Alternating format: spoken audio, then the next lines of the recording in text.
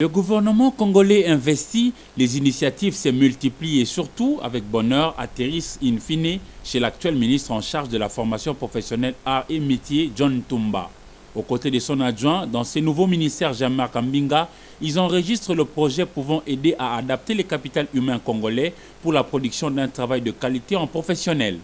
Edwige Takassi représente le centre de formation AGCDP qui, en collaboration avec d'autres structures d'encadrement, vise à fournir un personnel performant dans le secteur bancaire. Si on avait une offre permanente de qualité pérenne pour mettre à jour régulièrement les agents des banques, notamment en termes de compétences professionnelles et de compétences humaines, il pourrait y avoir des carrières à plus long terme au sein des banques sans que les banques soient obligées de perdre leurs agents à la concurrence.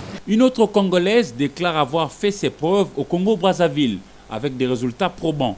Elle fait remarquer qu'il y a un sérieux problème d'orientation de nos jeunes, mais elle a une panacée. Parce que nous avons une certaine expérience avec le Congo-Brazzaville déjà, et voir comment il serait possible ici, donc en République démocratique du Congo, d'organiser donc des séances d'orientation, des formations de coachs et conseillers en orientation que l'on pourrait placer dans tous les centres de formation professionnelle pour que désormais, lorsqu'un apprenant décide ou souhaite s'orienter dans une formation professionnelle, qu'il ait toutes les armes nécessaires et toutes les informations utiles. Lui a vécu à Kinshasa, mais aussi en Allemagne.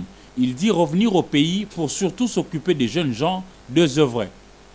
Représentant des entreprises allemandes spécialisées dans la fabrication de matériel didactique, il veut apporter sa petite pierre à l'édifice RDC. Avec la vision actuelle, qu'on puisse quand même arriver à concrétiser pour mettre en place un grand centre d'excellence.